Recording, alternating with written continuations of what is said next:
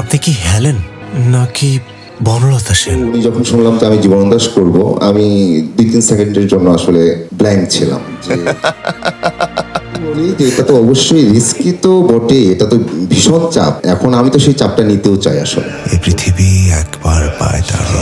আর এই লুকটার কারিগরও আসলে আমাদের নির্মাতা মাসুদ হাসান উজ্জ্বল ভাই। যখন শুনলাম যে আমি জীবনানন্দ দাশ করবো, আমি 2-3 সেকেন্ডের জন্য আসলে ব্ল্যাঙ্ক ছিলাম যে জীবনানন্দ দাস কি কোনো এমনিতে চরিত্র নাকি আসলে কবি জীবনানন্দ দাস।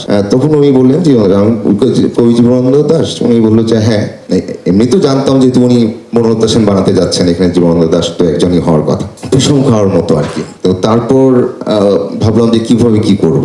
এটা তো অবশ্যই পিরিয়ডিক্যাল ফিল্ম হবে, লুক কি হবে, আসলে কি আমার চেহারার সাথে ওনার চেহারা যায় বা ওনার চেহারা সাথে আমার চেহারা যায়, বা কখনোই ভাবি না এরকম।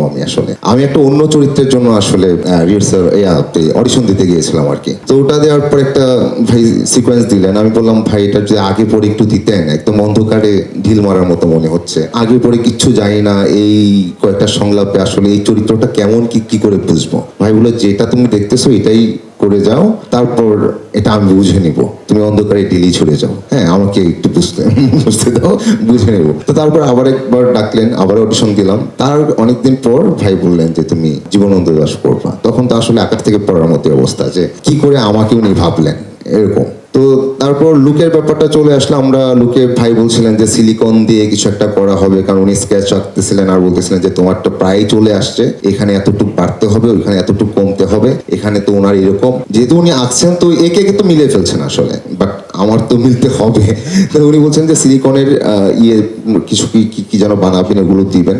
তো আমাদের তো আসলে এতটা অ্যাভেলেবল না এগুলো আমাদের এখানে, বা আমরা এতটা আগাই নেই। তো এটার কথা হচ্ছিল যে কলকাতা থেকে একজন আসবেন মেকআপ আর্টিস্ট। তো আমি বলবো যে এই লুকটা আসছে আসলে আমাদের উজ্জ্বল ভাইয়ের হাত ধরেই, উনি আঁকতেন এবং করতেন। তারপর নানা জল্পনা কল্পনা শেষে শুটিং প্রায় চলে আসছে, আমরা শুটে যাব, তখন এটা সলভ হচ্ছে না, তাহলে কিভাবে আমরা এই লুকে আসবো।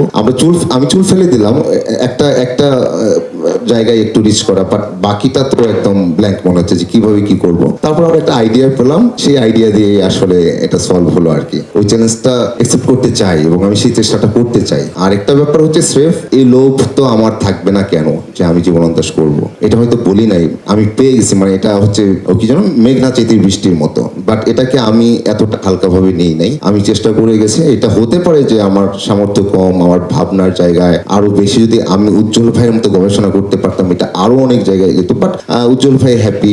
আমারও মনে হলো যে আমি মনে হয় যে কি করে আসছি, সবসময় একটা এর মধ্যে ছিলাম। বাট ওই অনসেট আমার মনে হয় যে আমি একটা ঘুরেই ছিলাম, কারণ টোটাল ফিল্মটা যখন আমি প্রিভিউ দেখলাম, আমার কাছে মনে হলো যে ওকে উত্তীর্ণ হওয়া যায়। হ্যাঁ, নিজেকে নিয়ে এতটা বলি না, বাট আমার কাছে মনে হলো যে আমি একটু নিঃশ্বাস নিতে পারলাম যে যাক, একদম সম্মান যাবে না, উত্তীর্ণ হওয়া যায়। বাকিটা আমার মনে হয় দর্শক বলবে, আপনারা বলবেন। আমি খুবই সামান্য মানুষ, এটা আমার জন্য অনেক সৌভাগ্যের ছিল যে জীবনানন্দ দাশ চরিত্রটা আমি করছি। এটা আমার মনে হয় যে আমার যে সক্ষমতা, আমার যে যতটুকু আমি বুঝি বা যতটুকু আমি চেষ্টা করতে পারি, তার চেয়ে অনেক বড় প্রাপ্তি।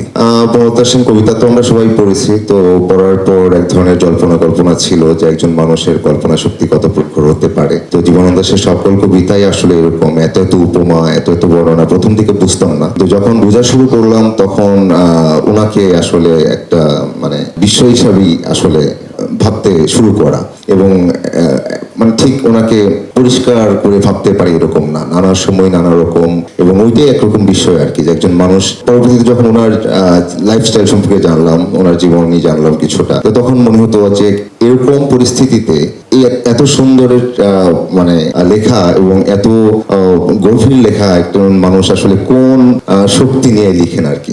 এই ধরনের একটা কল্পনা ছিল।